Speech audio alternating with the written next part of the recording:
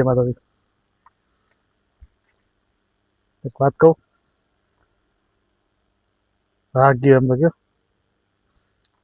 એક ગામની અંદર છે ને એટલા બધા માલધારી ને એમાં કે ઘટે નહીં એટલા બધા. એક એનું ઘર એવું ખાલી નમરે કે આની અહીંયા દૂધાણું નહીં હોય.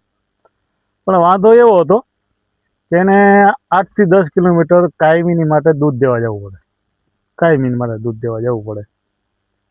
પછી એમાં એવું થયું, સાહેબે એવું નક્કી કર્યું કે આપણે છે ને મીટિંગ કરીએ, તમારા ગામમાં ક્યાં મીટિંગ કરીએ ને કંઈક આનું સગવડ કંઈક આપણે કરીએ એમ. એટલે મીટિંગ કરી, બધાને ગામના કહી દીધું બધાને કે આજ મીટિંગ છે, બધાને આવવાનું છે. આવી ગયા, બધા બેઠા. સાહેબ ઉભા થઈને બધાએ વાત કરી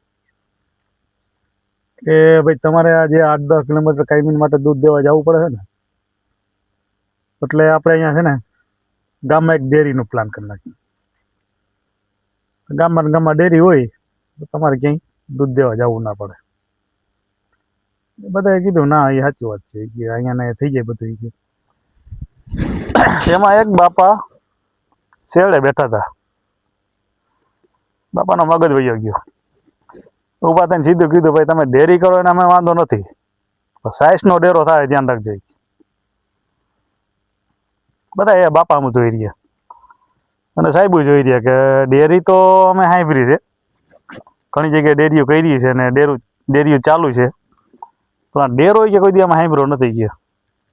તો બાપા છે શું કે વાત કરો કે તમે સાઈસનો ડેરો તમે કરીને આમાં ઉભા રહ્યો, અમારે તો કે દૂધની ડેરી કરવી છે. પછી બાપાએ એને કીધું કે આમાં એવું થાય ભાઈ, ઘરનું દૂધાણું હોય ને તો એ પાણી જેવી સાઈઝ કરીને પીતા હોય બધા, એટલે સાઈસનો ડેરો જ કહેવાય. એટલે તમે છે ને બધાને પૂછી જુઓ, બધા એવું કરે છે કે નથી કરતા એમ, એટલે એને સાઈસનો ડેરો જ કહેવાય. બરોબર ને? એટલે દૂધની ડેરીમાં વાંધો ને, ભાઈ સાઈસનો ડેરો ના કરાય. સાઈઝ તો સારી પીવા માં આવી ગયું જે થતું થાય જેમાં. બરોબર છે ને?